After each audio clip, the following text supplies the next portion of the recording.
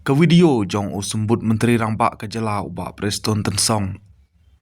Habakren halor kapor jingkren jong MP kenong bak Shillong ulit Dr. Ricky AJ Songkon hapok parlimen sekelas priang bha hagren san sosial media.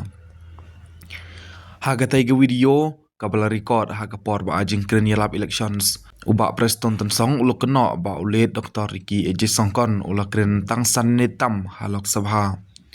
Lada pimnget yanga lejpej ya ka prosedur hapok parliaments ulong. Preston Tensong ulok kenok syuk-syuk bawat syua bau MP balaklat u Dr. Ricky AJ Songkon sedang bangkeren ladon kicing pentut ban kerpat ya u ban syong. Syong namar ngimtip nang no piwan.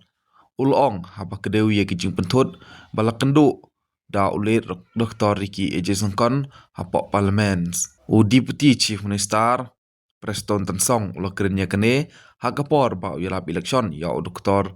DRL Nonglaj u kertong ke NPP argumenta ke election citang semoy banyak kun persya ya kertong jong keseng Voice of the People's Party VP u Dr. Barske Marbo kene ke video naduk ketai kepor kalpan mi ya kecing kentok hakiran san social media bat hagi sang san partai beper ka ke plus point la dile kadanya ka plus point la dile hadali kalombak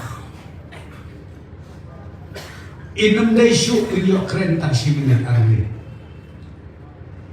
hinamar menakan ni tidak ka baburo asnen tam kiba PKP jogi kyo kren maximum sanmide tama ka social media to potential trending Ada maksimum 1 minit. Katakan dia jika syalik pejek ke prosedur. Apa parlimen? 1 minit. Keren bahapa umur syong. Nama ni bitu piwana Kum kata.